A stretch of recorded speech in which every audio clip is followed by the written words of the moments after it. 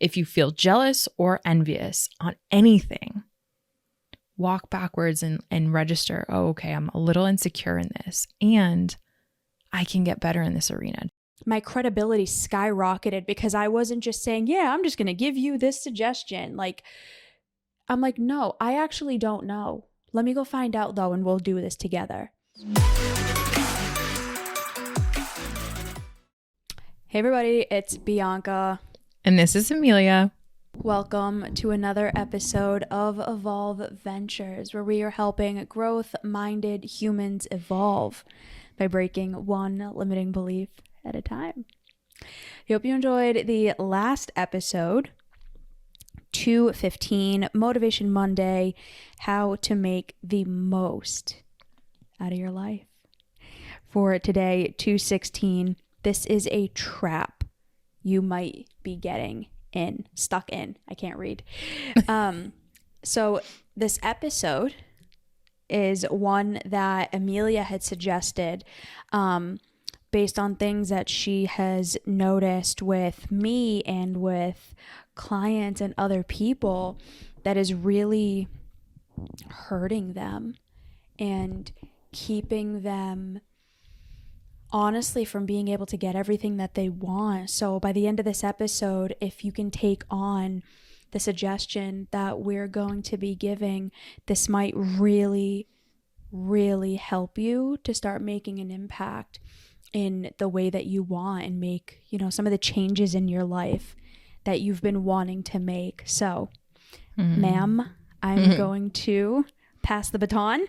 Man, I'm catching it.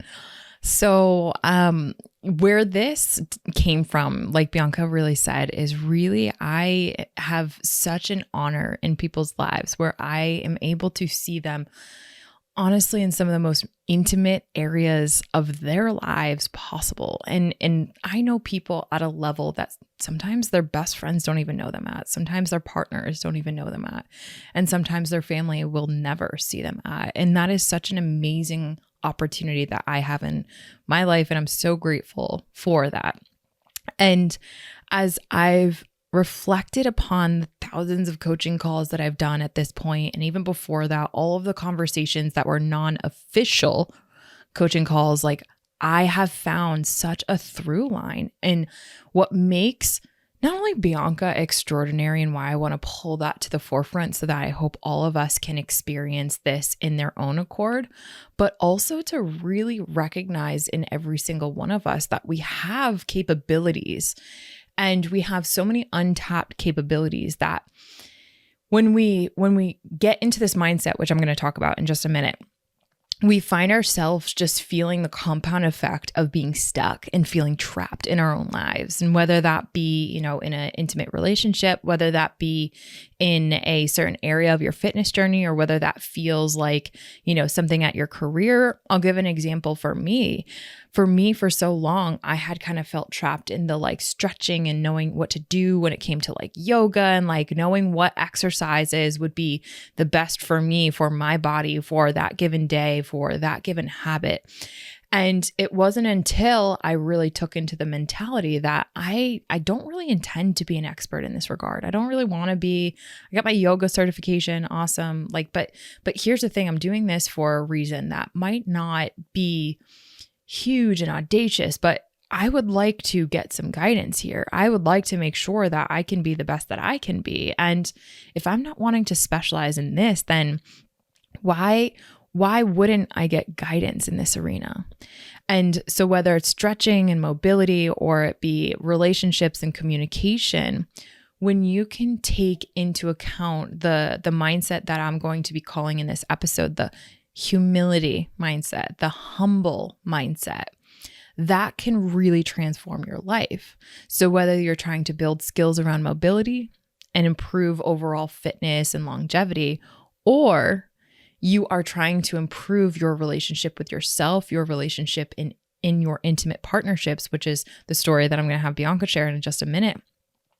When you can take this humble mindset, you won't find yourself getting stuck, feeling trapped, because you're actually being able to accept the guidance from people who have built their journey from massive failure and are so excited and so willing to give to people who envy whatever it is that they have. So for me, it was I envied the yogis that just knew all of the wisdom. They knew what stretches would be perfect, what breath patterns, etc. I envied that. But here's the thing, envy can be extremely powerful when it partners with humility. And that's what Bianca has done in an extraordinary degree that I want to give her credit for and celebrate her at the top of the mountaintops. Or I just had the vision of Ron Burgundy come in. I didn't have a mountain. I had a podcast, like whatever it is. But at the top of my lungs in this episode, because Bianca is someone who has openly talked about this story where there's been a lot of envy present of her to my relationship that I have with Alan. And what she did with that envy is truly the extraordinary part, that she's removed herself from such a trap of a mindset that she could have kept herself in. And so B, I'll let you kind of tell the story about this for our listeners so that they can really feel empowered to tap into some of the skills that you did when it comes to getting unstuck and envy. And what do you do with that? How do you transform that? So do tell the story about when you would see Alan and I when you were in the dark points of your journey. I mean, number one, I appreciate the celebration and the recognition. Genuinely, it means more than you know. So thank you. For anyone listening, so a few years ago, when I had initially introduced Alan and Emilia to each other, Emilia and I were Muay Thai sparring partners. We had really started developing our friendship, and there was like some talk of us starting a business together, or this organization now, which is Evolve. And I introduced her and Alan. They got together and their relationship was just soaring. And at that time, I had just recently gotten out of a relationship that was just insanely toxic. I had allowed myself to really accept so much less than I deserved just because I wanted somebody.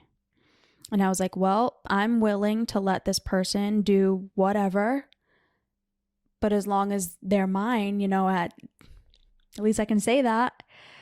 And it was just a really bad relationship. So I had gotten out of it.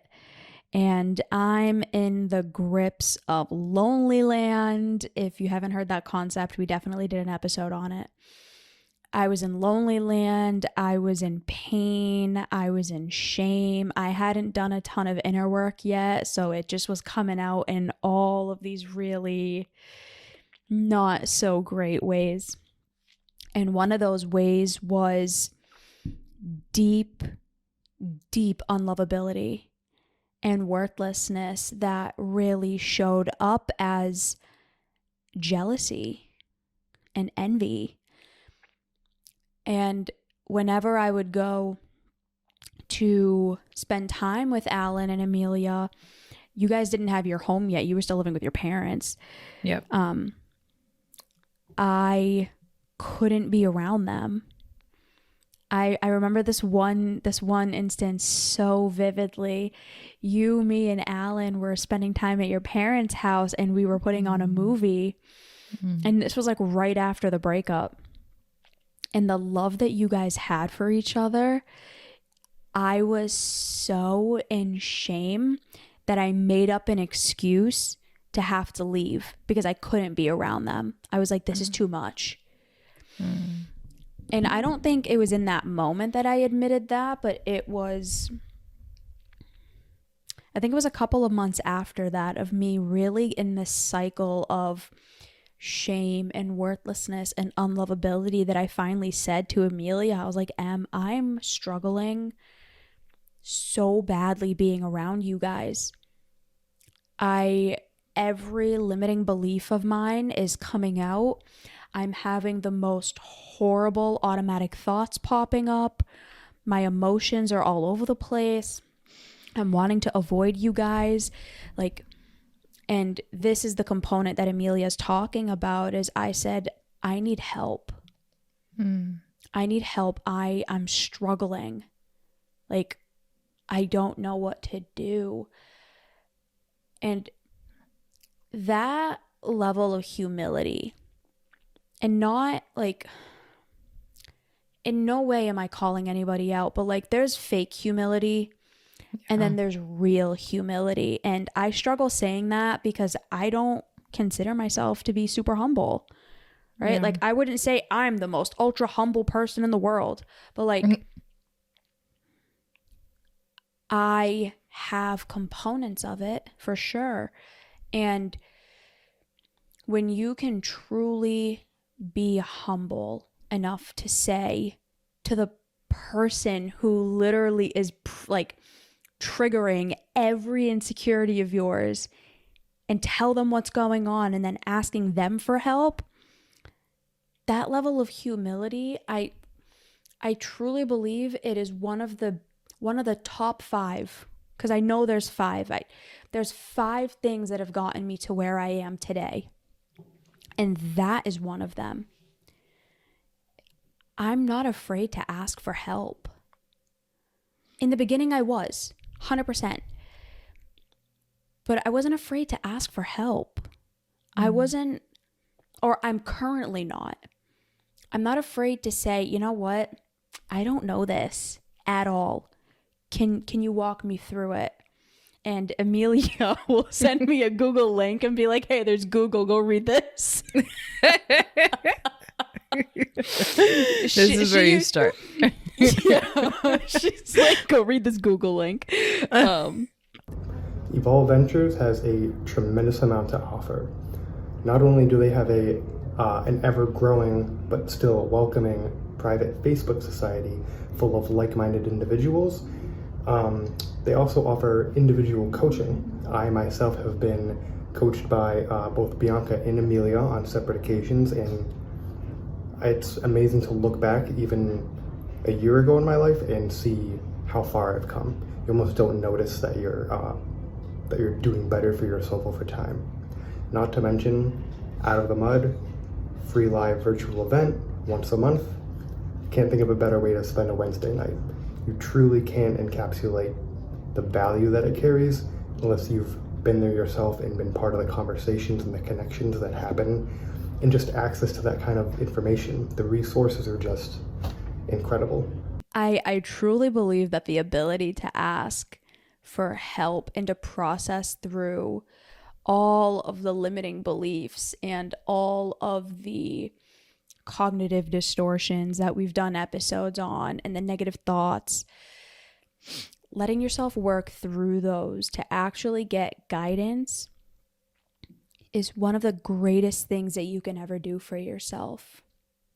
And I say that very bluntly, because the only reason I am where I am today is because I had guidance from extraordinary human beings, and I was willing to ask, and then I did what they said, and it got me results because I was willing to do the work.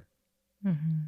That's exactly, the biggest thing that and again, from where I started this episode, it's like, I see so many people have these thoughts of like, well, what will they think of me? A big one that our listeners might feel and experience is that, like, if I show or if I ask for help, then that means I'm weak. If I am vulnerable, then that means, there's a meaning that's attached that they've assigned unconsciously, and most of the time unknowingly adopted from their parents to some regard, that connects to, if I ask for help, if I show humility, if I'm vulnerable, if I acknowledge that I'm struggling, then fill in the blank.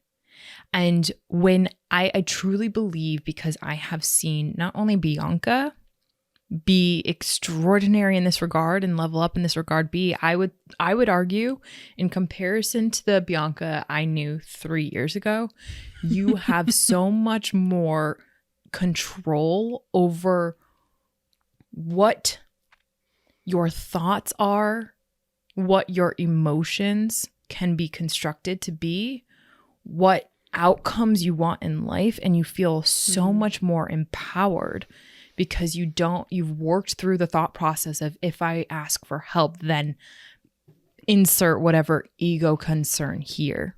Would you agree to that? Yeah, 100%. I mean, I transformed it. I transformed that belief to, the only way I can get to where I want to be is if I ask for help. And again, this has taken time, right? This isn't to say that I got here just in a day. This has been, how old am I? 28 years in the making, and it really has compounded the last 5, 6. Whenever I met Kevin, it started then. That's a lie. It started before that, because in fitness, I was always asking questions. Or at school, I was always asking questions. I think I'm just a very curious person. So I just always wanted to know. And it's hard when it has to do with things that are really impacting the way you see yourself and the way you feel about yourself. And I'm not naive enough to say that that's not true. It's easy to ask for help maybe at something like school if you're not really insecure about your abilities at school. But if you had a really significant core belief, let's say, that you're not intelligent or you're not smart, it's going to be really hard to ask for help, because you're not going to want anyone to know that you don't know what's going on. I had a client who was a medical student, and she was failing all of her exams, and she didn't want to ask for help because it's med school. And if you look like you don't know what you're doing, it's like a shark tank. Yeah. It's such a negative environment. You're actually not supposed to ask. That's the conditioning of that. So to answer your question, yeah, absolutely. I've transformed my belief.